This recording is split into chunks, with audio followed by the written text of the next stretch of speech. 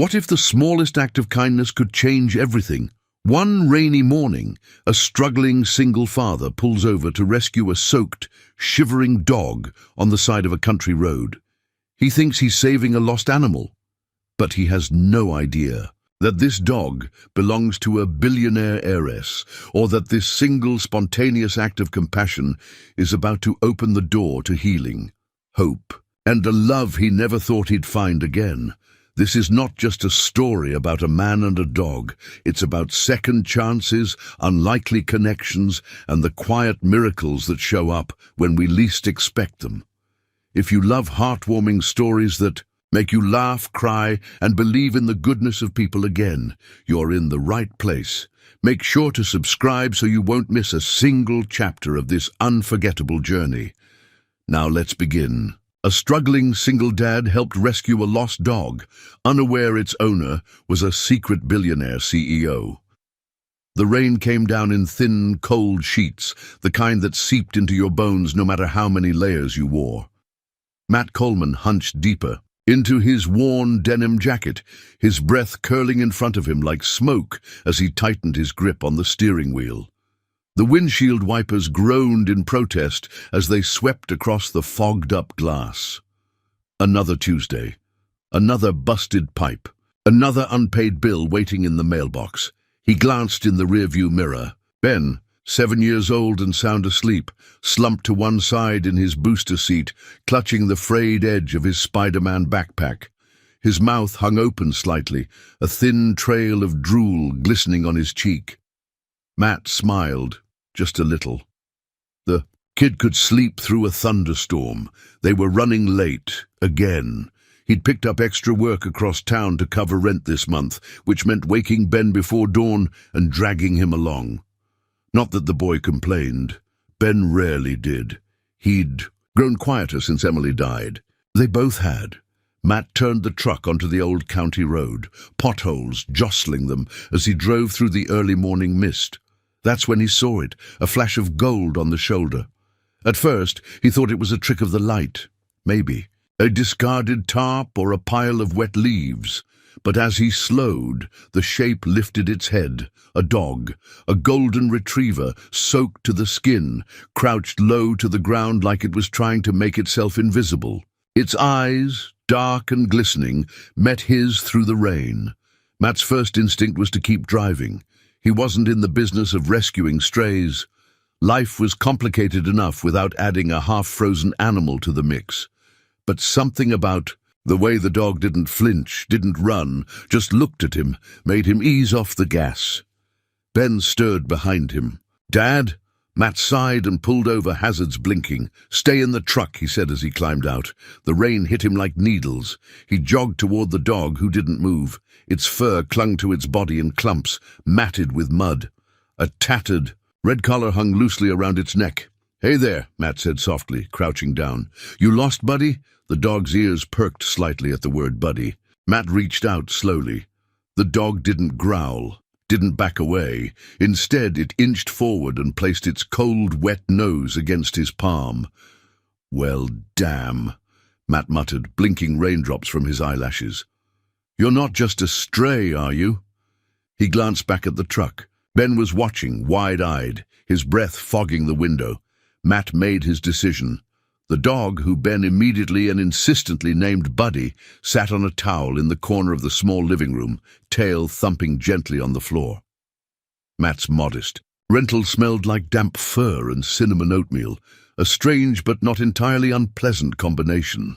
Ben was crouched next to Buddy, whispering secrets and giggling when the dog licked his hand. Matt stood in the doorway, arms crossed, watching them both.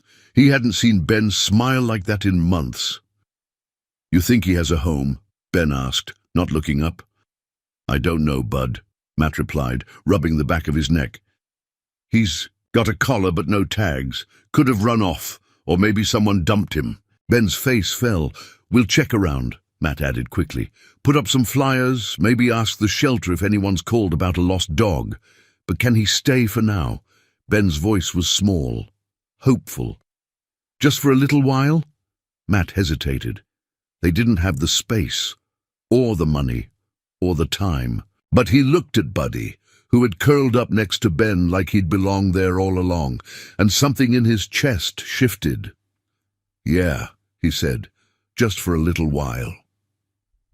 Later that night, after Ben had fallen asleep with Buddy snuggled beside him like a furry guardian angel, Matt sat alone at the kitchen table with a cup of lukewarm coffee. The rain had stopped, but the world outside was still grey and heavy with silence.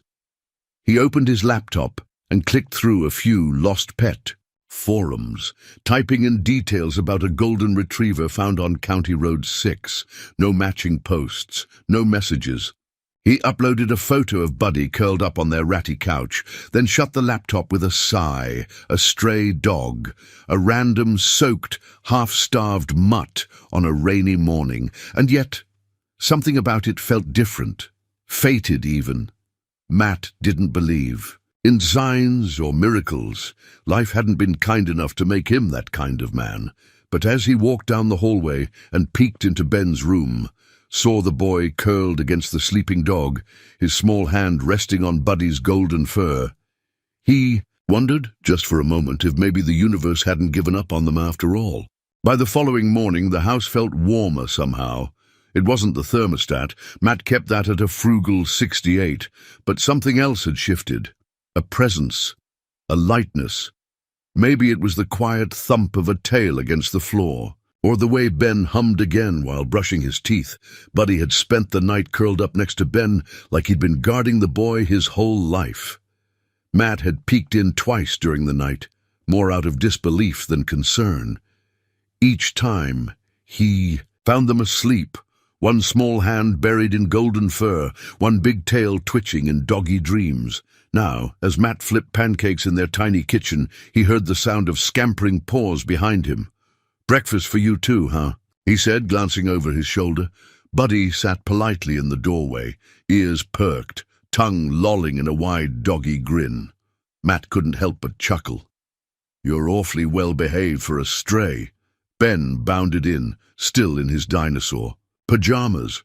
"Can he have a pancake too, Dad? Please." Matt arched an eyebrow. "No syrup." "Deal."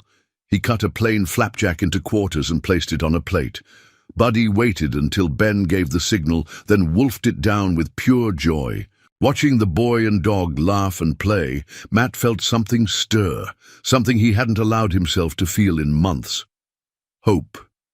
They made flyers later that day. Matt printed them at the public library. 6 sheets with a slightly blurry photo of Buddy on the couch, tail wagging, eyes bright. Found dog, golden retriever. Found near County Road 6. No tags. Friendly. Please call Matt. Ben helped him tape them to telephone poles and bulletin boards. He took it seriously, walking with his chest puffed out like a little deputy on duty. Matt watched him from a distance. The boy seemed lighter on his feet, the usual slouch gone from his small shoulders.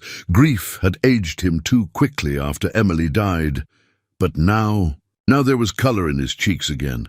"Dad," Ben said as they finished posting the last flyer outside the gas station, "what if nobody calls?" Matt paused. "Then we keep trying. Someone out there's missing him." Ben kicked at a pebble.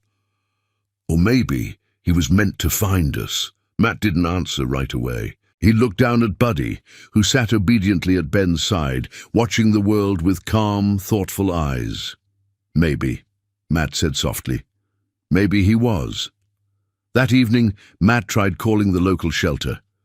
"Golden retriever, no tags, red."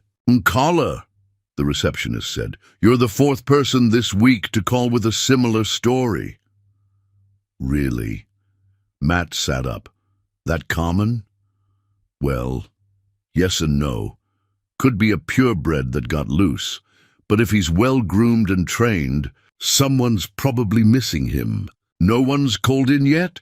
Not for one fitting that exact description, but we'll keep your info on file." Matt hung up, thoughtful. He leaned back and looked at Buddy, who had just figured out how to open the pantry door with his paw. The dog was trying to fish out a bag of peanut butter dog biscuits Ben had insisted on buying that afternoon. "You're smart," Matt muttered. "Too smart to be out there on your own." Buddy turned his head, as if he'd heard, tail thumping once, before going back to work on the door handle. Matt smiled in spite of himself. That night, after Ben was asleep, Matt found himself sitting at the kitchen table with his old leather-bound notebook. He hadn't written anything since Emily's funeral. The pages had once held doodles, sketches, dreams they had for the house they never got to finish. Recipes, jokes, little notes Ben used to scribble and hand him while he worked. Now, he flipped to a fresh page and began, Day 1 with Buddy. Ben smiled today. Not just a little. He laughed. Out loud, the dog's a mess, muddy paws, snores like a freight train, but somehow it's like having another heartbeat in the house. It's strange how you can miss something you didn't know you needed. He stared at the words for a long moment, then closed the notebook. From the living room came the sound of a gentle bark, followed by the low creak of Ben's bed frame. Matt stood quietly and tiptoed down the hall. Ben was half awake, reaching in the dark. Buddy? Matt stepped in. He's here, Bud, he's right here. Buddy hopped up beside the boy, nuzzling under his chin. Ben wrapped his arms around him with a sigh, then drifted off again. Matt leaned against the doorframe and exhaled. He didn't know what tomorrow would bring. The bills weren't going away. The loneliness still sat like a stone in his chest. Some nights. But tonight, in this quiet little house, something fragile and good had found its way in, and for the first time in a long while, Matt didn't feel quite so alone. The elevator doors opened with a soft chime on the top floor of Langford Tower, revealing a quiet, modern office lined with glass walls and soft lighting, the kind of place where the air smelled faintly of eucalyptus and wealth. At the far end, behind a minimalist desk made of reclaimed wood, sat a woman in a slate-grey cashmere sweater, staring at her phone as if it had betrayed her. Vanessa Langford hadn't slept in 2 days. She'd combed every inch of the wooded estate outside the mountain retreat. Her security team had spent hours scouring the private hiking trails, drone footage, even the side roads, but there had been no sign. No scratches on the gate, no paw prints in the mud, just absence. Buddy was gone. She unlocked her phone again and scrolled through the photos. There he was, in better times, chasing snowflakes perched in the backseat of her Porsche, sleeping in ridiculous positions on her Italian linen sheets. The last picture was from that morning on the trail. His tongue hung out crookedly, his eyes bright, his fur gleaming in the sunlight. And now nothing. Ms. Langford. Vanessa looked up, startled. Her assistant, Corey, lingered at the doorway, tablet in hand. I've called all the shelters. Within a 50-mile radius. No one's reported him in. I also checked social media. There are a few posts about lost dogs, but none match Buddy's description exactly. Vanessa rubbed her temples. Keep looking. Of course, Corey said, hesitating. Do you want to postpone the investor lunch today? No, I'll handle it. He gave her a hesitant nod before disappearing down the hallway. Vanessa stood slowly, walking to the wall of windows that overlooked the city. Everything was neat, predictable, controlled. Her whole life had been engineered for precision. Langford Innovations wasn't just a name. It was an empire. Built from her father's legacy, expanded by her drive, sustained by her willingness to outwork, outlast, and outperform anyone in her way. But this was chaos. A missing dog, her dog, the last real connection she had to a man who taught her everything she knew about loyalty and grace. When her father passed away the year before, Buddy had become more than a pet. He had been there through the endless corporate meetings, the funerals, the lonely nights in cavernous penthouses. He knew when she was pretending. He knew when the silence got too heavy, and now he was just gone. Back in her private suite upstairs, Vanessa sat on the floor beside Buddy's empty bed, running her fingers along the edges of his favorite chew toy. a ridiculous plush raccoon named Mr. Squeaks. She hadn't cried yet. She wasn't sure if she knew how anymore. Her phone buzzed, a message from Corey. Someone posted this on a local forum outside Maple Ridge. Attachment: found dog, golden retriever, male, red collar, sweet temperament, contact Matt, number. Photo: a slightly blurred image of Buddy on a worn-out couch curled up in sleep. Vanessa stared at the screen. It was him. Her heart caught in her throat. The photo wasn't glamorous. Buddy looked comfortable, safe. His fur was brushed, his eyes calm. Whoever had him wasn't just harboring a stray, they were caring for him.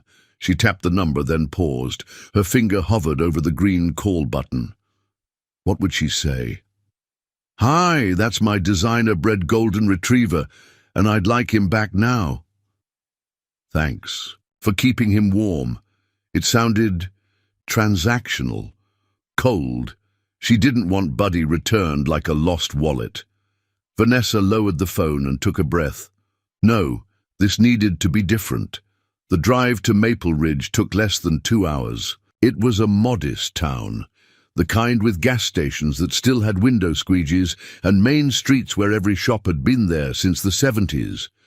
Her sleek black SUV felt out of place among the aging trucks and sun-faded sedans.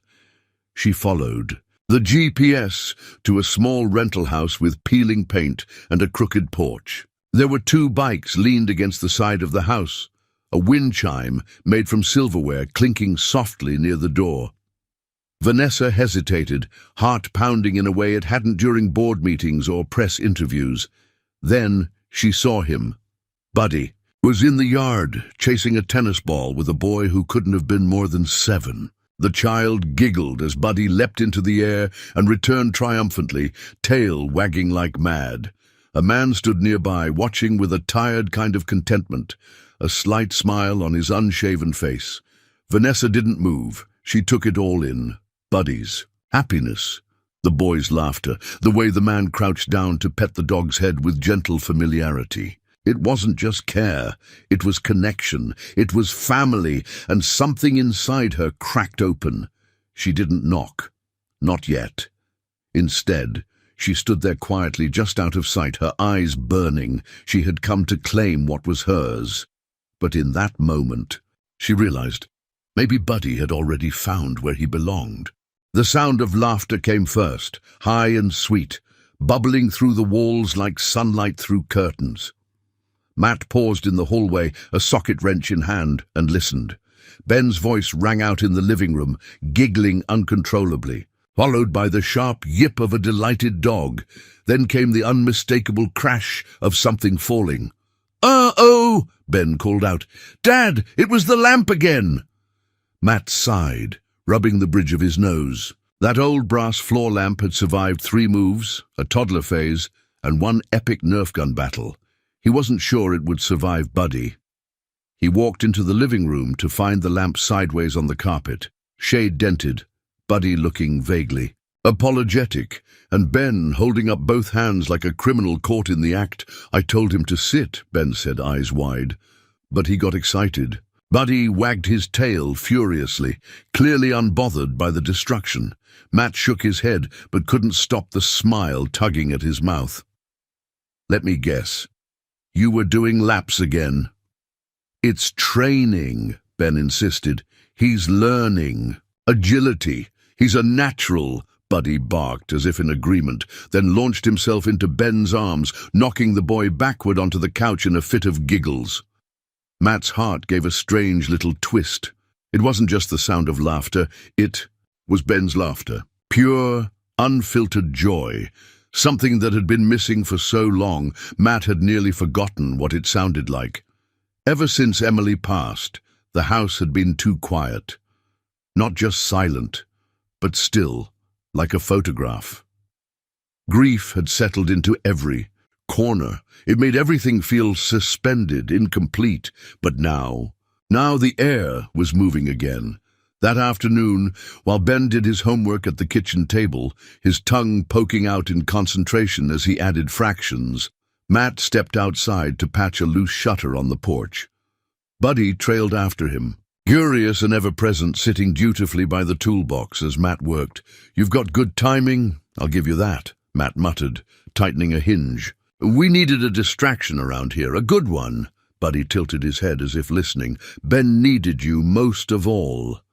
Matt glanced through the window, watching his son frown at his math sheet, pencil tapping thoughtfully. The boy had been slipping away slowly, not in any dramatic way, just fading. No more morning jokes, no more questions about the stars. Just quiet obedience and far-off stares, until Buddy showed up. Now there were messes again, noise and light. Matt swallowed, returning to the shutter. He didn't believe in fate, but sometimes, when the world gave you exactly what you needed without asking for it, you had to wonder. Later that evening, Ben and Buddy fell asleep on the living room floor while watching an old animated movie. Buddy's head rested on Ben's belly, rising and falling with each slow breath. Matt watched them for a while before pulling out his notebook. Day 3 with Buddy. Ben laughed so hard today, he snorted apple juice through his nose. I forgot what that sounded like. Laughter in this house. Life. I keep thinking someone will call about him, but a selfish part of me hopes they don't. He paused, then underlined the last sentence. Matt wasn't naive. He knew someone out there probably missed this dog. Buddy was too well-trained, too in tune with people, to have been astray for long. And when that call came, because it would, he'd do the right thing. But in the meantime, he'd savor this. The sound of his son laughing again. The feeling of something alive filling the cracks in their home. A small, golden reminder that not everything had to stay broken. The next morning, a knock came at the door. Matt, still in a faded t-shirt and jeans smudged with grease, opened it to find a woman standing on his porch. She was striking, not in a flashy way but quietly composed, with chestnut hair pulled into a low ponytail and dark eyes that missed nothing. She wore a forest green coat, elegant but functional, and held her hands clasped in front of her. "Hi," she said. "I saw the flyer about the dog." Matt stiffened. His heart dropped, but he kept his expression even. "Come in," he said. Buddy was the first to recognize her. He bounded into the room, tail wagging furiously, and skidded to a halt in front of the woman. She knelt instantly, hands buried in his fur, as if she needed to touch him just to believe he was real. "Hey, you," she whispered, voice cracking. Ben appeared in the doorway, hair tousled. "Is she Buddy's mom?" Matt chuckled softly. "Looks like it." The woman looked up and for a moment, just a moment, her polished veneer slipped. There was something raw in her expression, a tremble. Then she gathered herself and stood. "I'm Vanessa," she said. "Thank you for taking care of him." "No problem," Matt said, watching her carefully. "He's been a good addition." She smiled faintly, then looked at Buddy, who had settled next to Ben with his head on the boy's foot. He didn't seem torn, just comfortable. At home. I didn't expect him to bond with anyone else so quickly," she admitted. "Dogs know where they're needed," Matt said simply. Silence stretched between them. Not awkward, more contemplative. Finally, Vanessa cleared her throat. "Would it be all right if I came by again, just to see him? I won't disrupt anything. I'd like to be around him." Matt looked at Ben, who was scratching Buddy's ears. He nodded. "Yeah, I think that'd be okay." Vanessa wasn't used to knocking on doors. In her world, doors opened before she reached them. Assistants managed her calendar, drivers waited curbside with umbrellas, and baristas knew her coffee order before she said a word.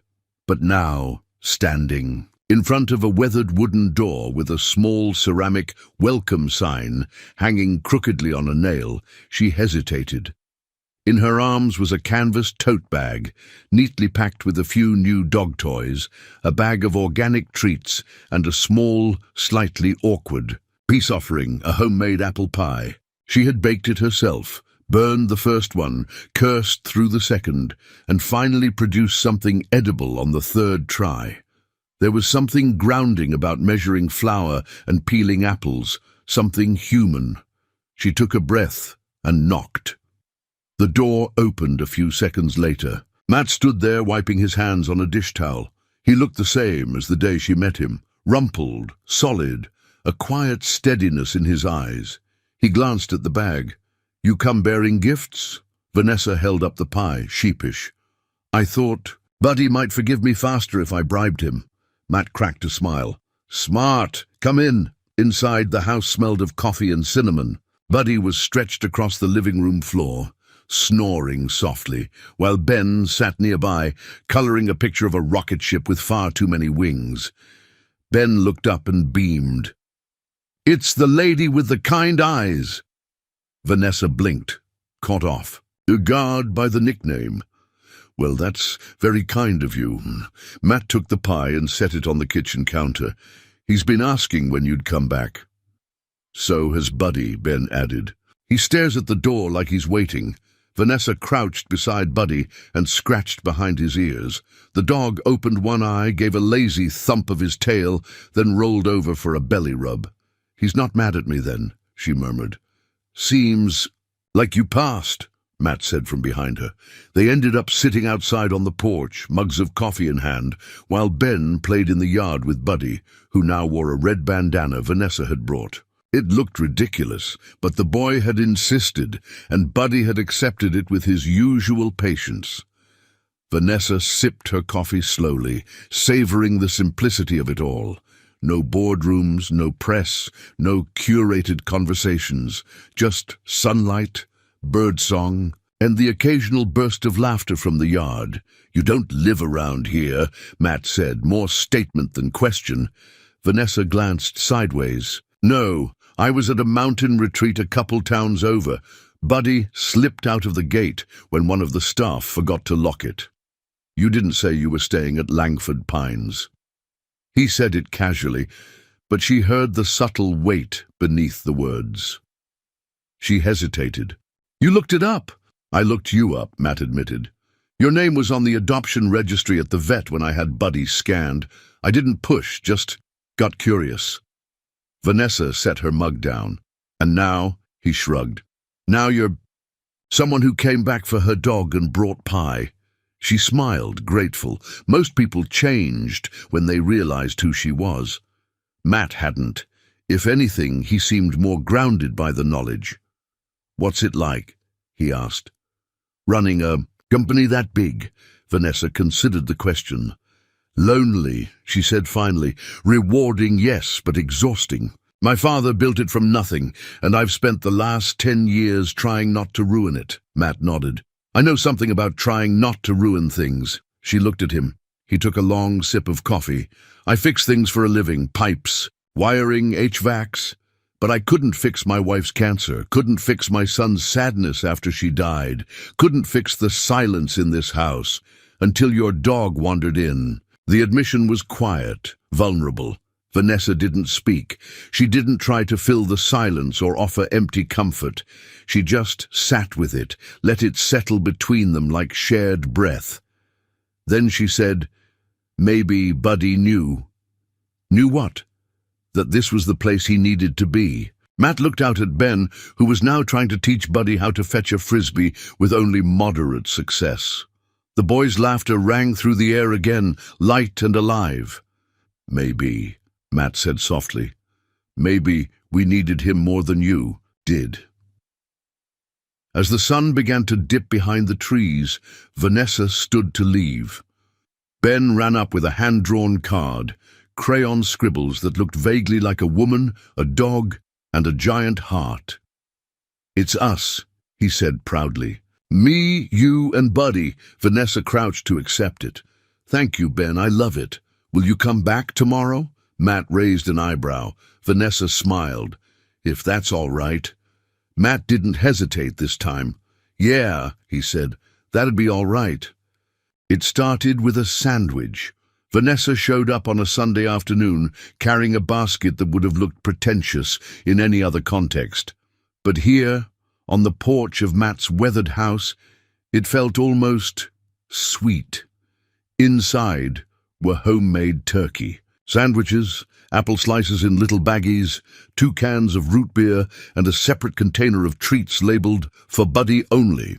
"Udn" in Ben's handwriting. "Ben insisted," she said, handing over the treats. Matt peeked into the basket. He may have a future in food marketing.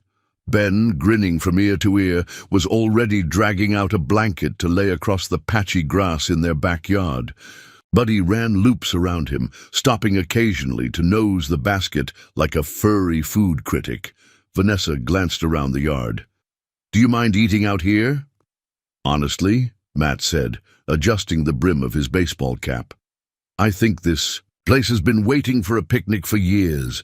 So they sat on a mismatched blanket, eating too many sandwiches, laughing at Buddy's relentless pursuit of an apple slice he couldn't quite grip. It was simple, unscripted, and something Matt hadn't realized he missed until that very moment: company that didn't feel like work. Ben dozed off in the sun not long after, his head resting on Buddy's side, a half-eaten sandwich still in his hand. Matt and Vanessa moved back to the porch, their voices lower, more intimate now, softened by the hush of a spring breeze. "You're different out here," Matt said, watching her over the rim of his glass. Vanessa tilted her head. "Different how?" "Calmer, less armored." She chuckled, setting her drink down. "That's one word for it. My assistant would say off-brand." "You have a brand?" Vanessa gave him a look. "I'm a woman CEO in a male-dominated field. Of course I have a brand. Efficient, strategic, unflappable. Suit always pressed, smile always measured. No room for error," Matt nodded slowly. "And here," she shrugged, then looked toward Ben and Buddy, both asleep now. "Here I'm a little more human." There was a pause. "You cook?" he asked. She raised a brow. "That's your transition?" He smirked. "Just trying to figure out if those sandwiches were really made by you or some elite catering firm." Vanessa laughed, really laughed, and Matt caught it in his chest like a breath he didn't want to exhale. "I made them, burned the first batch, Googled how to slice an apple like a mom. I even used cookie cutters on the crusts." Matt smiled, his eyes soft. "You didn't have to do any of that." "I know," she said quietly, "but I wanted to." Later, while Ben still slept and Buddy snored in the shade, Vanessa wandered into the kitchen, curious about the framed photos on the walls. There weren't many, just a handful of candid moments. Ben in a Halloween costume, Emily and Matt and their wedding day. A photo of baby Ben asleep on Matt's chest, both of them covered in flour. She paused in front of that one. "He was 6 months old," Matt said behind her. "I was trying to bake a birthday cake for Emily. He got into the flour bin." Vanessa turned. "You look so young." "Yeah," he said with a distant smile. "We were. We had no clue what we were doing, but we laughed a lot." She had this way of making the worst days feel survivable. Vanessa studied his face. He wasn't drowning in the memory, but it still weighed on him. Grief had become part of his posture, something he carried like an old injury. "Ben told me about her," she said gently. "He said she used to sing in the mornings." Matt looked away. "Yeah, Here Comes the Sun, every day, even when it was raining." There was a moment of quiet between them, not awkward, but reverent, as if speaking her name summoned her, presence soft and lingering in the corners of the house. "I didn't mean to intrude," Vanessa said. "You're not," Matt replied. "Honestly, it's nice, talking about her." He gestured toward the kitchen table. "Want some coffee? It's not fancy. No oat milk or cinnamon foam," she smiled, "as long as it's hot." They sat for an hour, sipping coffee from mismatched mugs. Vanessa spoke about her father, how he'd built the company from a single software patent and raised her in a world of data and deadlines, but somehow always made time for dinner. She told Matt how Buddy had been her father's dog first, a gift from a friend when he was going through chemo. He used to say Buddy had better bedside manner than most doctors. she said with a wistful smile. And after he passed, he stayed with me through the funeral, the silence after, the days I didn't want to get out of bed. She paused. He was the only thing in my life that didn't want something from me. Matt watched her carefully. You still think you want him back? Vanessa looked down at her hands. I don't know. I thought I did. But then I saw him with Ben. And with you. She exhaled. Sometimes I think Buddy was trying to find his way back to something real. Matt nodded slowly. Yeah, me too. That evening as Vanessa stood by her car, Ben ran up and hugged her waist. Buddy barked goodbye, tail wagging like a metronome of joy. You coming back next Sunday? Ben asked. Vanessa looked at Matt. That's all right, she said. Matt nodded once, steady and sure. Yeah, he said, it is. The storm rolled in suddenly, unexpected for spring, but fierce enough to rattle the old windows and flicker the lights. Matt stood at the living room window, arms crossed, watching grey clouds churn over Maple Ridge like a slow-moving beast. The wind carried that earthy smell of wet soil and electricity, the kind that made you brace for something to break. Buddy paced restlessly. Ben sat cross-legged on the floor with his favorite book, though his eyes kept darting to the windows. Is it gonna thunder? He asked. Probably, Matt said, but we're safe inside. Storms pass. Ben didn't answer right away. He reached for Buddy, who leaned into him as if offering silent reassurance. Do you think Vanessa's okay? Matt's chest tightened. Ben had taken to mentioning her more often, casually, like she was part of their routine. She came by every Sunday now, sometimes midweek too, brought baked goods and lopsided drawings Buddy had made with his paw pressed, in paint. But more than that, she brought warmth, real warmth, not performative kindness, but something sincere, steady, and increasingly difficult to ignore. She's probably curled up in a fancy chair with hot chocolate, Matt replied with a smile. That house of hers can probably fly through a tornado. Ben giggled, the tension easing, but Matt's own chest remained tight, not from the storm outside, but the one building inside him. He hadn't planned to turn on the TV. But once Ben was asleep and Buddy had settled like a sandbag next to the boy's bed, Matt wandered into the kitchen, poured a modest glass of scotch, and flipped through channels, something to fill the silence. Then he saw her, Vanessa, not in jeans and boots, not with flour on her cheek or laughter in her voice. This was the Vanessa Langford that the world knew. On the news, standing behind a podium at a sleek investor summit in San Francisco. Her hair was pulled back in a tight twist, her suit charcoal grey and crisp, her expression unreadable. The chyron beneath her read, Langford Innovations launches global initiative for AI, ethics and security. She spoke with confidence and clarity, fielding questions with poise. She referenced projections, technology milestones, global partnerships. It was dazzling, impressive, and utterly foreign. Matt sat down slowly, the glass forgotten in his hand. This wasn't the woman who spilled coffee in his kitchen, who crouched beside his son to tie Buddy's new scarf, who shared stories about her father with her voice just slightly breaking. He watched her finish her speech, then smile for the cameras, that tight, polite expression she never wore around them. And something in him recoiled.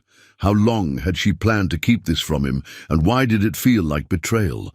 The next day, Vanessa stopped by in her usual casual clothes, dark jeans, a soft green sweater.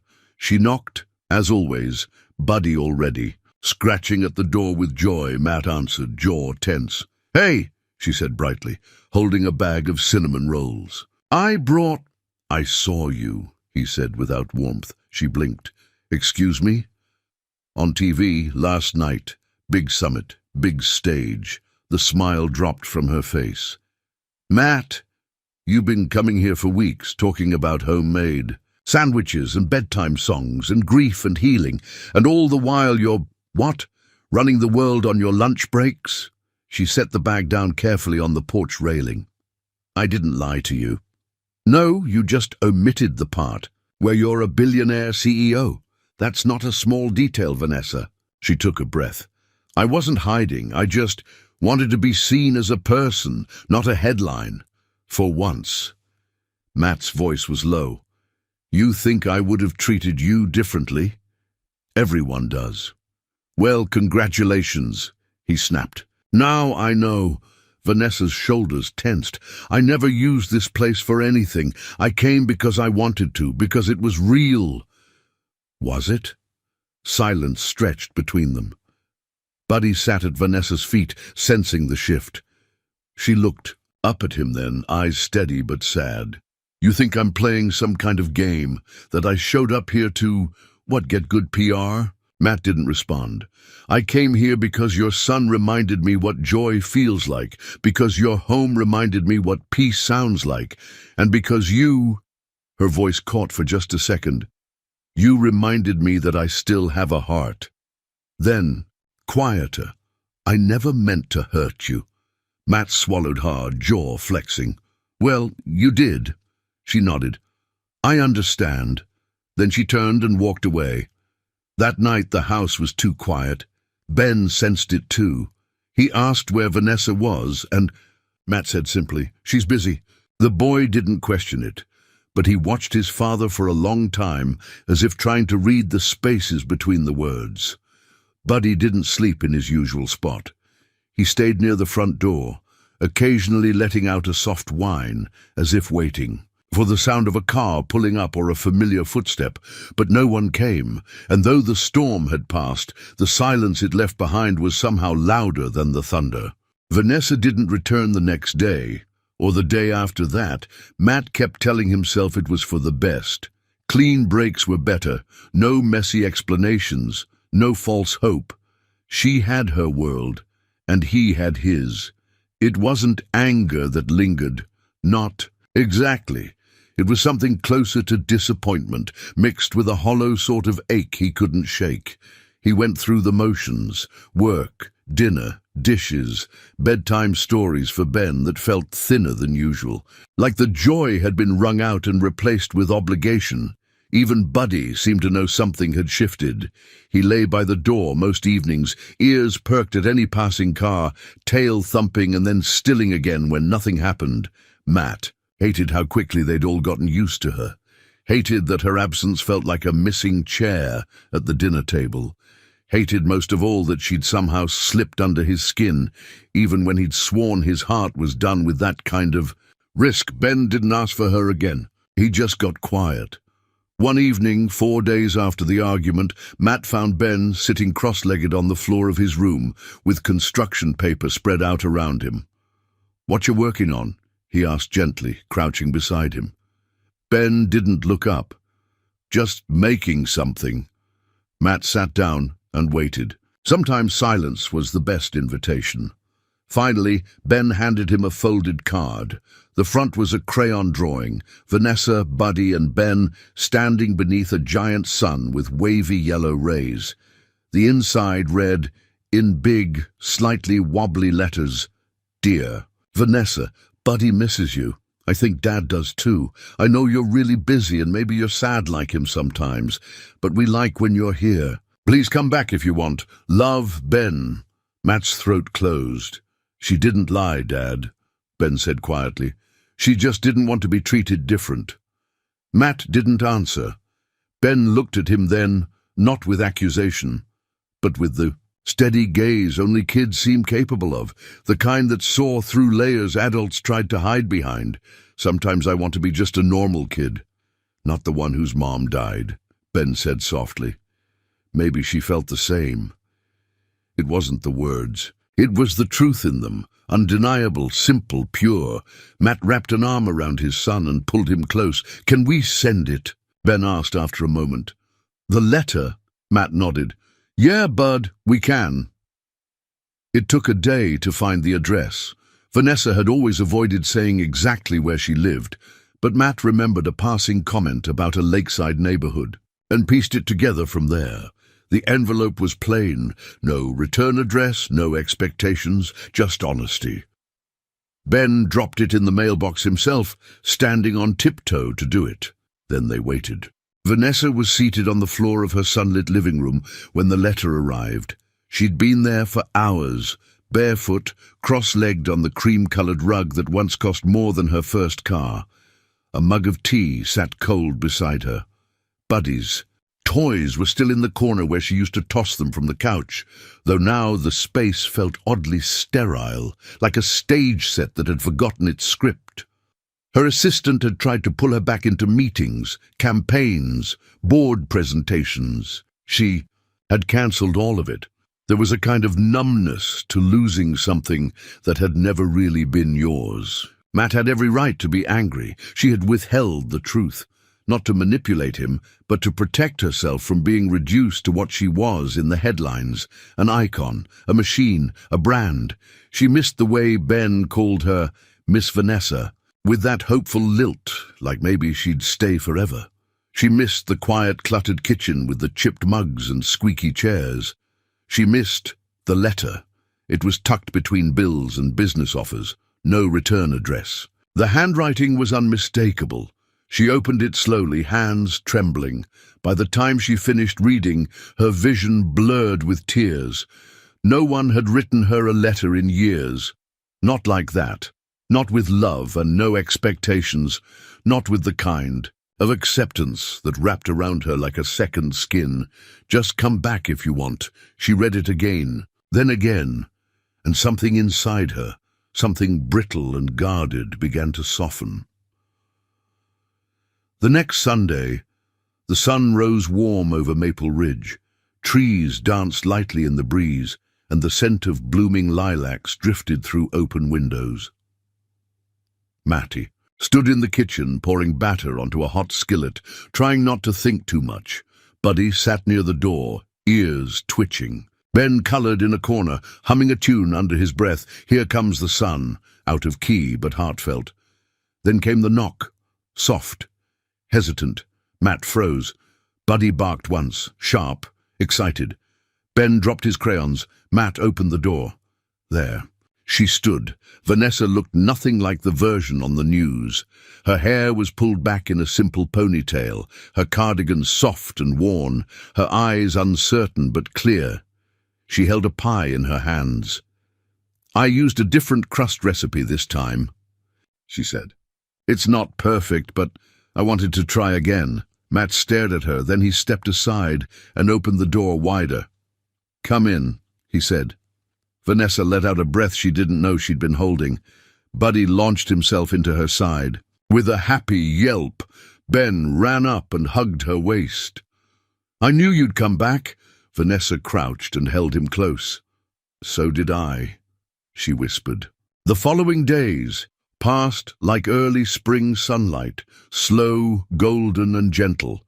Vanessa didn't try to reclaim her old routines. She didn't rush to explain herself or fill the silences with apologies. Instead, she simply showed up, quietly, consistently.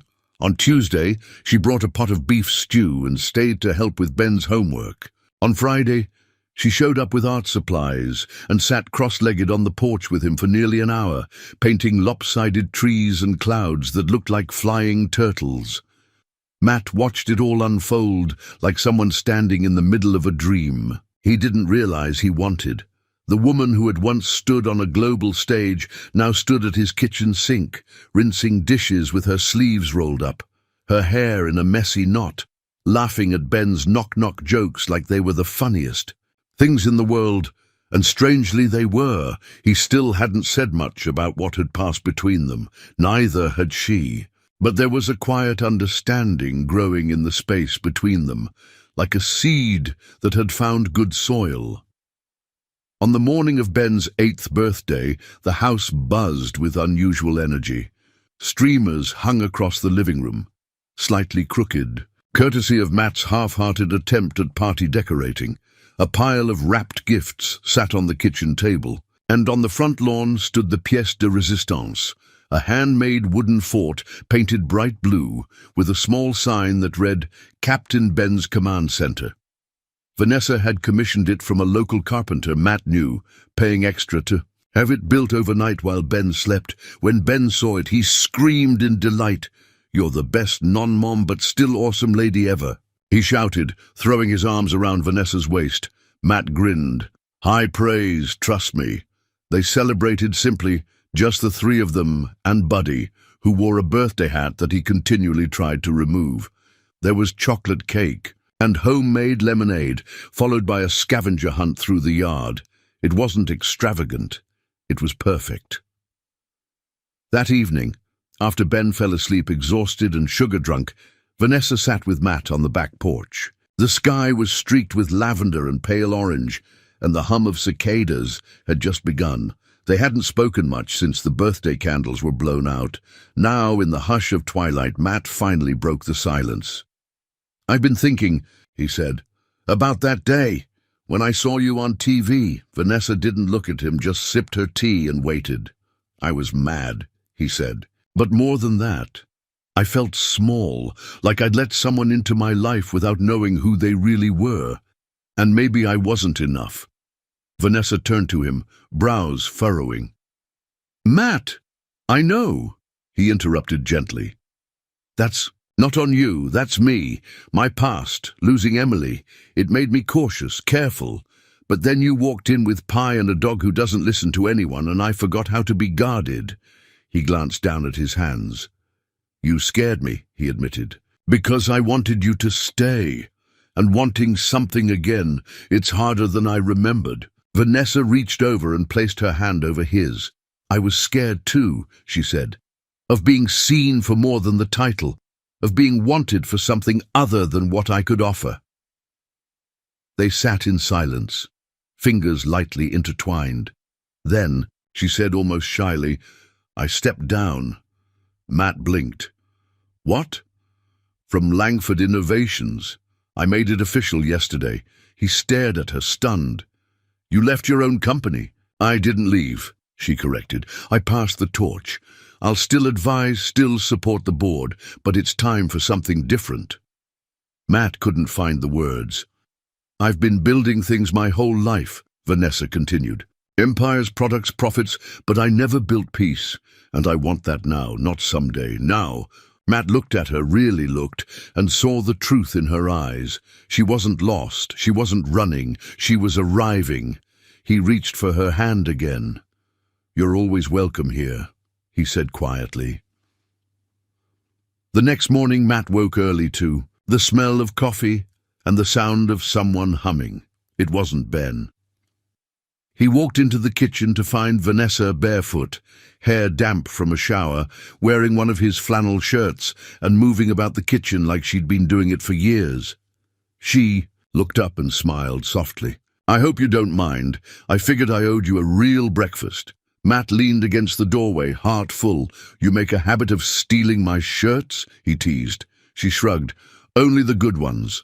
From the living room, Buddy barked. As Ben chased him in circles, laughter echoing through the house. It was chaos. It was joy. It was home. The table had never really been full. Even before Emily passed, the dining table, handmade by Matt's father, had always seated just three.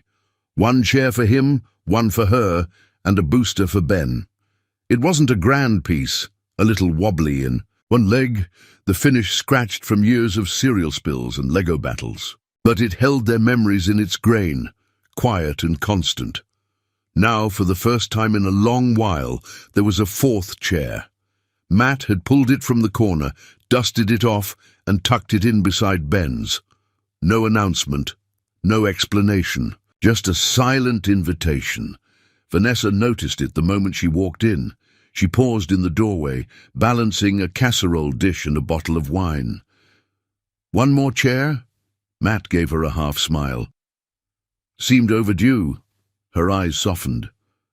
"I hope I'm worthy of it." "You earned it when you baked that lopsided pie," he said, taking the dish from her hands. Ben burst in from the hallway, face flushed from excitement.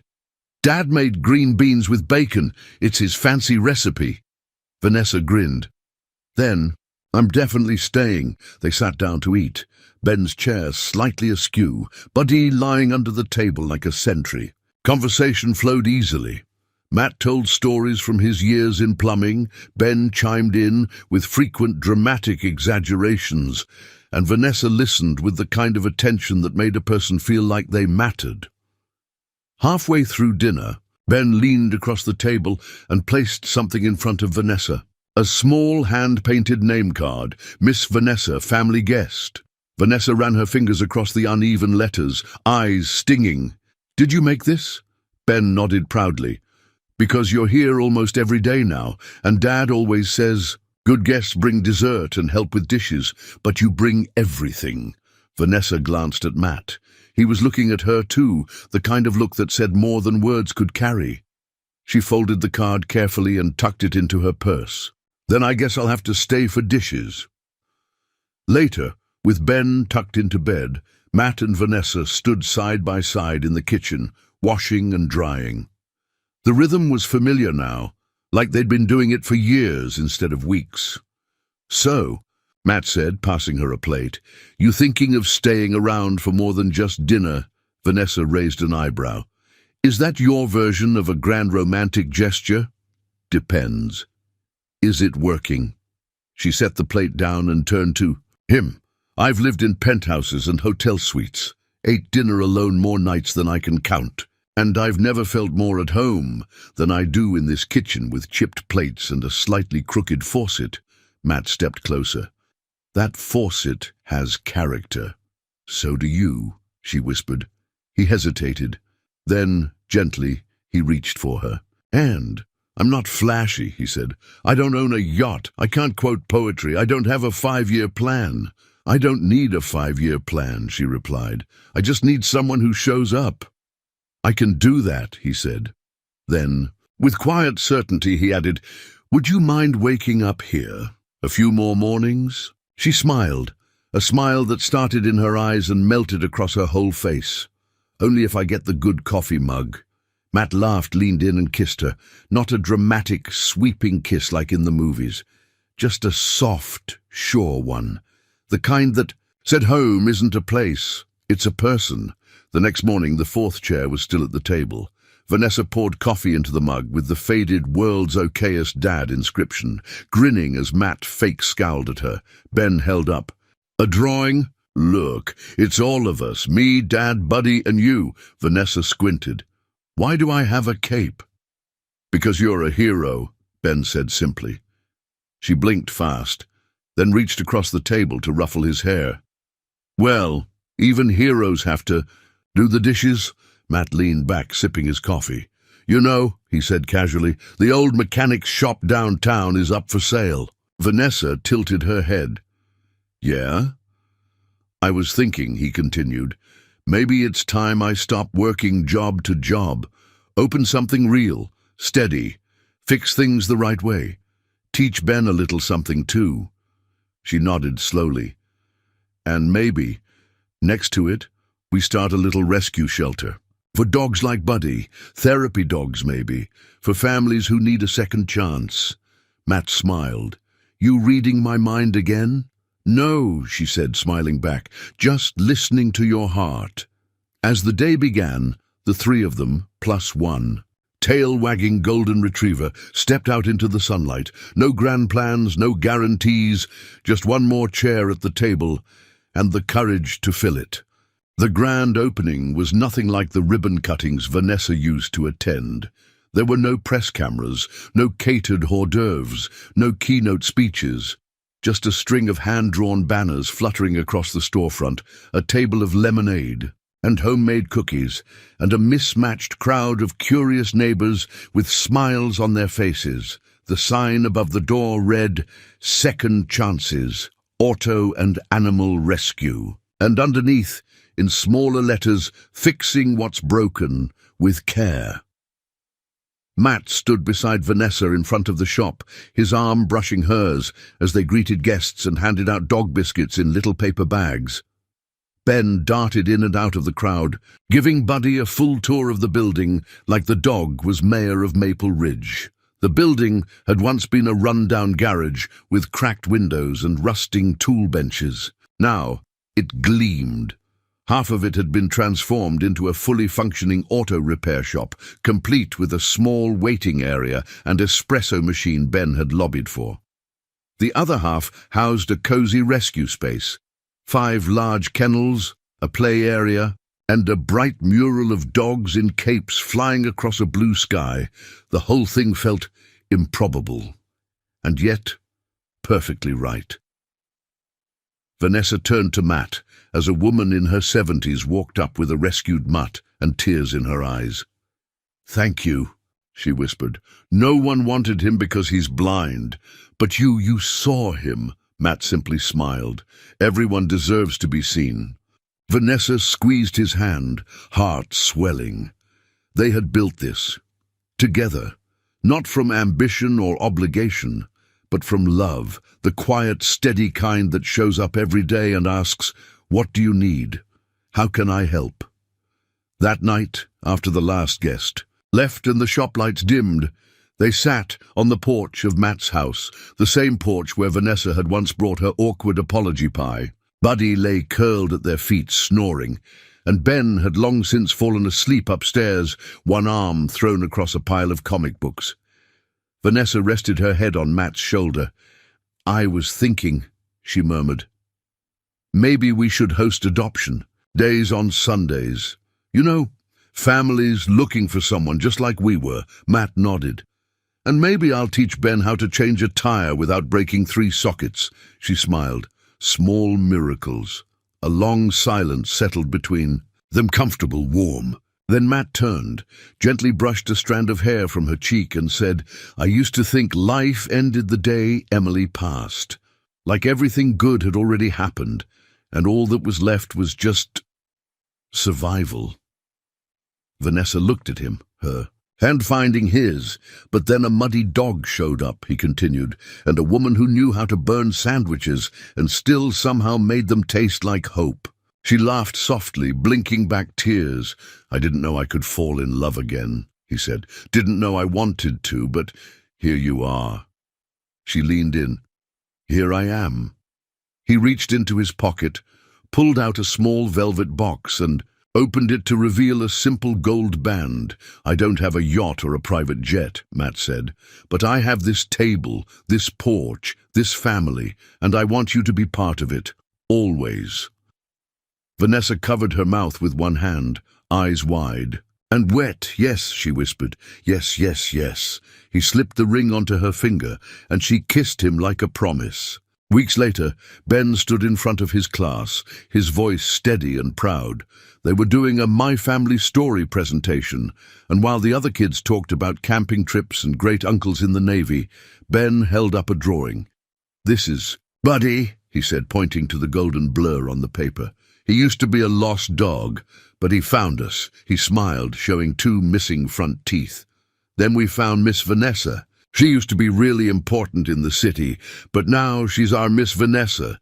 She's gonna marry my dad. And we're opening a place that helps dogs and cars, which is cool 'cause I love both." The teacher chuckled. A few parents wiped their eyes. Ben finished with a sentence written in thick crayon red letters at the bottom of his poster. "Sometimes love finds you when you stop looking and just open the door." Later that night, Matt wrote in his notebook again, the one he hadn't touched in weeks. Day 100 with Buddy. "Turns out we weren't rescuing a dog, we were being rescued by fur and friendship, by a woman with pie and a past, by a boy who never stopped. Hoping, turns out, home isn't a place, it's a feeling, and it's right here." He closed the notebook and placed it gently in the drawer. From the hallway came the sound of laughter. Vanessa and Ben arguing over whose turn it was to give Buddy his bedtime treat. The kind of sound that fills a house with light, even on the darkest night. Matt smiled, leaned back in his chair, and let it fill him. It was true. Home wasn't a place. It was people, and they were finally, completely home. We'd love to hear from you. Where are you watching from, and what part of this story touched your heart the most? Share your thoughts in the comments below. Your voice matters, and we truly enjoy reading every single message from this wonderful community. If this story made you smile, stirred your soul, or reminded you of someone you love, make sure to subscribe and turn on the notification bell so you won't miss our next heartwarming journey. There's so much more to come. Thank you for spending your time with us today. In a world that often moves too fast, choosing to slow down and listen to a story like this is something truly special. We're honored to have shared it with you. Until next time, take care, be kind, and never underestimate the power of a single selfless act.